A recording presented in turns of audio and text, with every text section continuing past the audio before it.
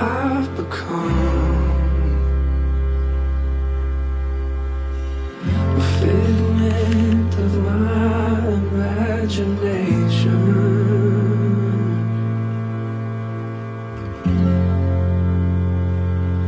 That's why I run